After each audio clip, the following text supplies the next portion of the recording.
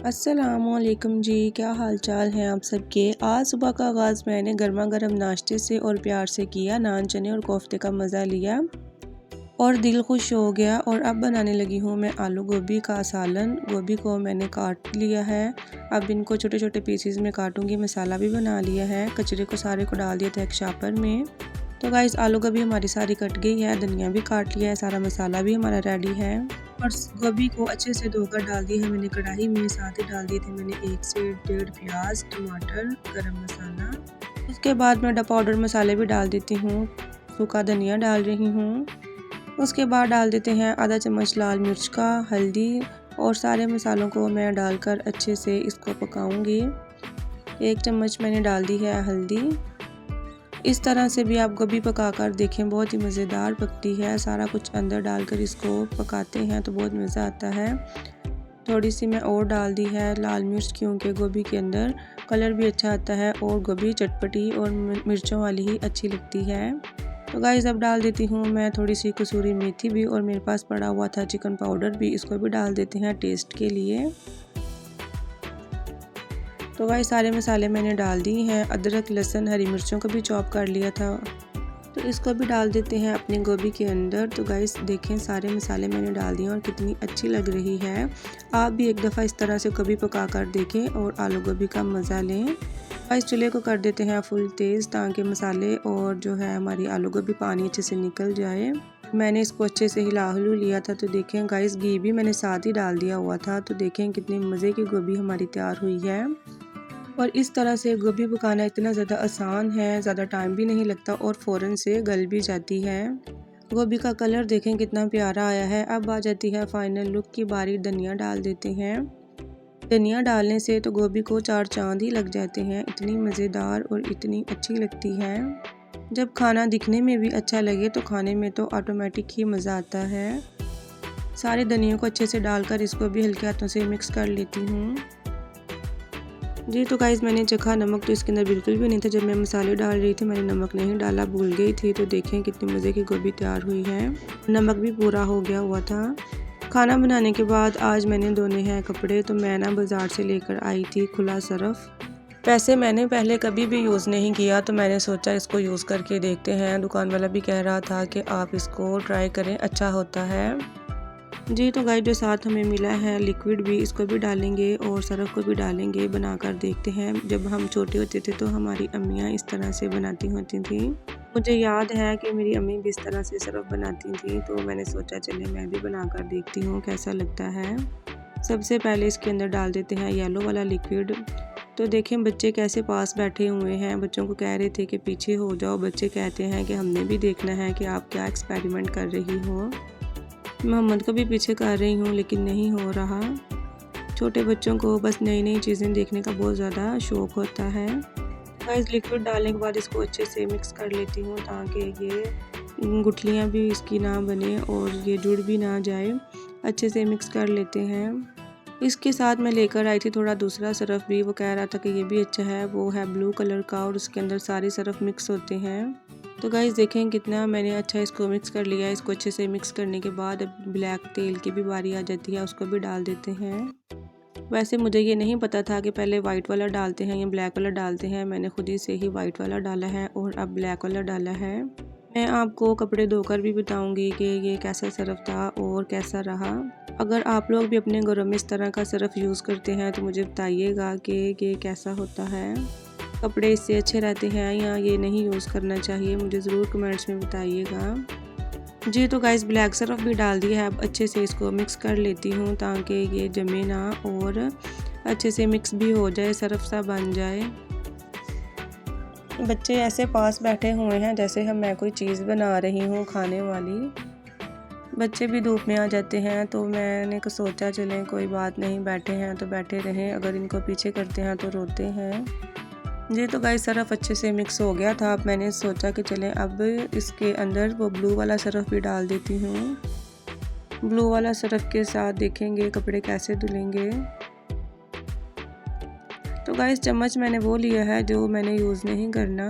आप भी जब सरफ़ बनाएं तो किसी फ़िज़ूल बर्तन या फ़िज़ूल चम्मच के साथ ही बनाएं, फिर वो खाने में इस्तेमाल नहीं होता। तो गाइस देखिए मैंने ब्लू वाला सरफ़ भी डाल दिया है। अब सारे सरफ़ को अच्छे से मिक्स करूँगी तो देखेंगे ये इसका क्या रिज़ल्ट आता है। तो आज मैंने सोचा कि चलें कपड़े ही धो लेती हूँ, सरफ़ भी लेकर आ गई थी, कपड़े भी जमा हो गए हुए थे 1 हफ़्ते से, तो मैंने सोचा चलें आज धोकर इनको भी ख़त्म कर लिया जाए। तो देखिए मोहम्मद पास खड़ा है, दूसरे बच्चे भी पास हैं। सरफ़ को जितना अच्छे से हम मिक्स करेंगे उतना ही ये सही रहेगा, क्योंकि अगर इसके अंदर ये जम जाए तो फिर ये अच्छा नहीं होता। इसीलिए मैं इसको अच्छे से मिक्स करती जा रही हूँ ताकि ये अच्छे से मिक्स हो जाए। तो गाइस एक डिब्बा लिया है, खुश्क हो गया था, इसको मैंने धो लिया हुआ था तो ये धूप में रखा तो बिल्कुल खुश्क हो गया। खुश्क डिब्बे के अंदर सारा सरफ़ डाल देते हैं। वैसे तो मैं पैकेट वाला ही सरफ़ यूज़ करती होती हूँ, लेकिन इस दफ़ा मेरा दिल किया कि मैं ये खुला सरफ़ खुद बनाकर मैं ट्राई करूँ कि ये कैसा है और कपड़े धोकर देखूँ कपड़े कैसे रहते हैं। तो गाइस देखें सारे सरफ़ को मैं डाल देती हूँ एक डिब्बे के अंदर। इसको मैं ऊपर से बंद कर दूँगी, जितना हमें चाहिए होगा उतना ही यूज़ करेंगे। इसके ऊपर दे देते हैं ढक्कन और इसको रखते हैं अपने पास और धोते हैं कपड़े। मशीन के अंदर मैंने पानी डाल दिया है और ये देखें सरफ़ मेरे पास है, इसको मैं डालती हूँ। मेरे पास कोई और चीज़ नहीं थी तो मैंने सोचा हाथ से ही डाल देते हैं, कोई बात नहीं। 2-3 दफ़ा मैं इसको मुट्ठी में भर भर के डालूँगी और मशीन चलाएंगे और कपड़े डालेंगे, देखेंगे इसका क्या रिज़ल्ट आता है, हमारे वाइट कपड़े साफ़ होते हैं कि नहीं। तो गाइस मशीन का बटन मैंने नीचे कर दिया है, अब मशीन को ऑन कर लेती हूँ तो देखें चल रही है और देखते हैं कितनी झाग बनती है और इसका क्या रिज़ल्ट है। मैंने सोचा एक मुट्ठी और भर के डाल देती हूँ। तो गाइस देखें मशीन चलने लग गई है, अब धोते हैं कपड़े और देखते हैं। तो गाइस देखें मशीन भी मैंने चला ली हुई है, कपड़े भी मैंने लदा से कर लिए हुए हैं, पास पड़े हैं, अब डालती जाती हूँ और धोती जाती हूँ। तो गाइस सरफ़ मेरा बस अच्छा ही था, इतना ज़्यादा सरफ़ मैंने डालती गई हूँ, मेरा डिब्बा आधा हो गया था। जब भी मैं कपड़े डालती थी सरफ़ को 1-2 मुट्ठी और डालना पड़ता था, इसकी तो इतनी झाग भी नहीं बन रही थी। लेकिन चलें कोई बात नहीं, कपड़े वैसे धुल गए हैं, सरफ़ ज़्यादा यूज़ हुआ है और सारी तरफ मैंने कपड़े डालकर फैला दिए हैं। पहले कपड़ों को धोया है फिर ड्राई किया है। तो गाइस नीचे आई हूँ तो मोहम्मद कह रहा है कि मुझे इस खिलौने के अंदर सेल डाल कर दो। मैंने रिमोट से सेल निकाले हैं और डाल दी हैं, अब देखते हैं ये ऑन भी होता है कि नहीं। हमारे पास इस तरह के बहुत ज़्यादा खिलौने हैं जिसके अंदर सेल डलते हैं। तो एक दफ़ा सेल काफ़ी ज़्यादा लेकर आए थे, लेकिन बच्चों ने खिलौने चला कर सेल सारे ख़त्म कर दिए, फिर दोबारा नहीं सेल लेकर आए। एक चूल्हा है उसके अंदर भी सेल डालें तो वो भी उसकी लाइटें वगैरह चलती हैं, तो बच्चे हर टाइम चलाते रहते थे, वो सेल ख़त्म हो गए तो अब दोबारा से बच्चों को फिर सेल नहीं लेकर दिए। इसके भी सेल थोड़े कमज़ोर हैं तो ये इतना ज़्यादा नहीं अच्छे से चल रहा। मोहम्मद कह रहा है कि मुझे सारे खिलौने दे दो, मैंने खेलना है, तो मैंने इसको फिर सारे खिलौने निकाल दिए हैं। आजकल ये रोज़ ही कह रहा है कि मैंने खिलौनों से खेलना है, शायद ये बोर हो जाता है। तो गाइस आप लोग बताएं आपके पास भी इस तरह के खिलौने हैं।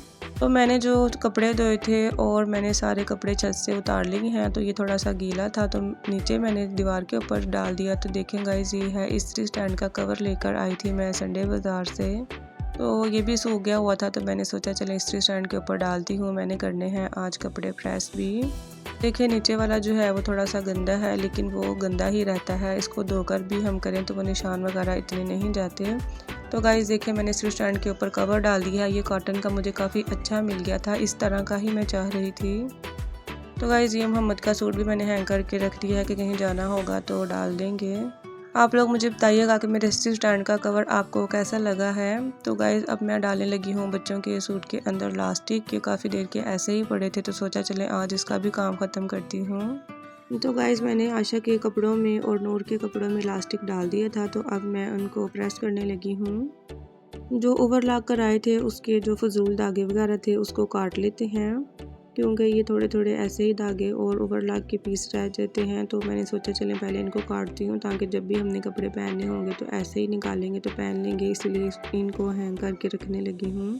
तो गाइस मैंने आपको एक वीडियो में बताया था कि मैं बच्चों के कपड़े सिलाई कर रही हूँ, तो फाइनली आज सारे रेडी हो गए हैं। रेडी तो पहले से ही हो गए थे लेकिन ओवरलॉक करवाते और वैसे ही पड़े रहे हैं। अब मैंने सोचा कि चलें इनको प्रेस करके अच्छे से रख देती हूँ, कहीं जाना हो तो बच्चों को ऐसे ही पहनाकर हम चले जाएंगे, कपड़ों की टेंशन फिर नहीं होगी। तो अब मैं आशा का जो शरारा सिलाई किया था इसको मैं अच्छे से प्रेस कर रही हूँ। धागे फजूल जो थे वो मैंने काट लिए हैं, इलास्टिक भी डाल दिया हुआ है। तो आप मुझे बताइएगा कि आशा का आपको शरारा और शर्ट कैसी लगी है। तो गाइज़ मैंने ये खुद ही सिलाई किया है, मैंने कहीं से भी नहीं देखा था। मैं तो दिल किया कि इसका शरारा और शर्ट सीती हूँ, तो अब जब ये पहनेंगे तो पता चलेगा कि उसको पहना हुआ भी कैसा लग रहा है। एक दिन ऐसे ही मेरे दिल में आया कि आशा के पास ब्लैक सूट नहीं है, वैसे पहने होंगे तो रेडीमेड वगैरह ही होंगे, शर्टें वगैरह। तो मैंने ना इसको संडे बाज़ार से ये सूट लेकर दिया और इसके ऊपर लेस लेकर आई और इसको अच्छे से मैंने फिर सिलाई किया। तो गाइज़ मैंने लेस फिर समझ नहीं आ रही थी गला किस तरह का बनाऊँ, फिर जैसे मुझे समझ आई तो मैंने इसको फिर बना दिया। तो आप मुझे बताना कि आपको आशा का ये ड्रेस कैसा लगा है। अब जिस दिन हम पहनेंगे आपको दिखाएंगे। उसके बाद बारी आ जाती है नूर के ड्रेस की, इसको भी मैंने प्रेस कर लिया है अच्छे से, ये मैंने आपको पहले भी दिखाया हुआ था। गाइस देखें इसका ट्राउज़र भी मैंने सिलाई किया था और इसके अंदर इलास्टिक भी डाल दिए हैं और अच्छे से इसको मैंने प्रेस भी कर लिया है। ये वाला कपड़ा मेरे पास घर में पड़ा हुआ था, जो फिरोज़ी कपड़ा है उसको मैं बाज़ार से लाई हूँ। नीचे से मैंने करवाई है इसकी पीको, क्योंकि मेरा मोड़ने को दिल नहीं कर रहा था तो मैंने सोचा इसकी पीको ही करवा देती हूँ। कपड़ा काफ़ी बारीक है और पीछे से इसकी ये भी बना दी हैं। तो देखें गाइस कितना अच्छा सूट लग रहा है। आप लोग बताएं कि आपको नूर का ड्रेस अच्छा लगा है या आयशा का, और किसकी सिलाई आपको ज़्यादा अच्छी लगी है। दोनों बहनों के सूट को मैंने हैंग कर दिया है और अब इसको रखते हैं अलमारी में।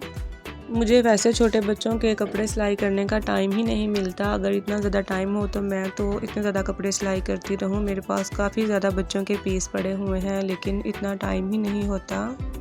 और आजकल तो वैसे भी दिन इतने ज़्यादा छोटे हो गए हुए हैं कि इधर से सुबह होती है और इधर से शाम हो जाती है। आयशा मुझे कह रही थी कि मामा जी स्कूल में टाइम ही नहीं गुजरता, और मैं उसको कह रही थी कि आप लोग इधर से जाते हो और इधर से वापस भी आ जाते हो। मुझे तो लगता है कि बच्चों को बस इधर से भेज के हमने कुछ थोड़ा सा काम ही किया है या थोड़ी देर बैठे ही हैं तो बच्चे वापस आ गए हैं। जी तो गाइज़ ये थी मेरी आज की रूटीन। आप लोग मुझे बताइएगा आपको कैसी लगी है। वीडियो अच्छी लगे तो लाइक करें, शेयर करें, कमेंट करें। अल्लाह हाफिज़।